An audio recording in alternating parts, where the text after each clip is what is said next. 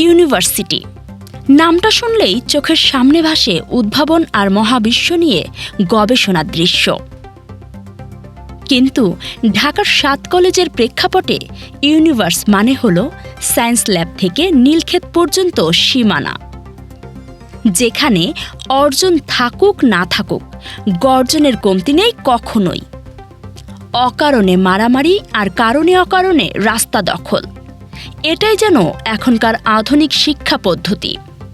পড়াশোনা বা সেশন জট নিয়ে মাথা ব্যথা থাক বা না থাক, আন্দোলনের ধরনে তাদের বৈচিত্র্য কিন্তু বিশ্বমানের।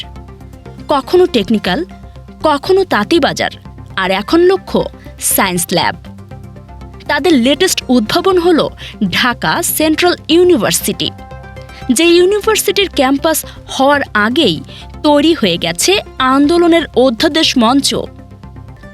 গত ১৬ জানুয়ারি মধ্যরাতে যখন দেশ ঘুমে বিভোর, তখন প্রেস রিলিজ এলো সোমবার ১৯ জানুয়ারি রাজধানীর সায়েন্স ল্যাব মোড়ে বসবে এক বিশাল জমায়েত।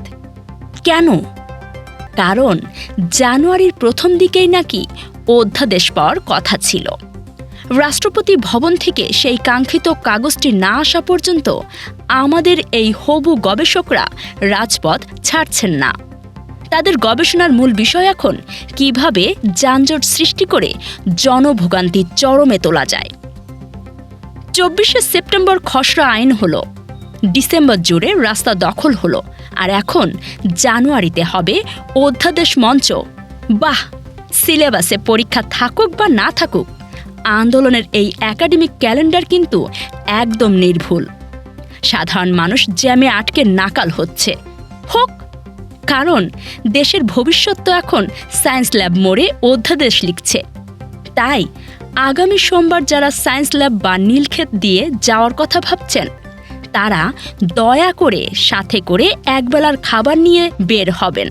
কারণ আমাদের ৭ কলেজের ভাই বোনেরা যখন গর্জন দেন, তখন ঢাকা শহরের চাকা থেমে যায়।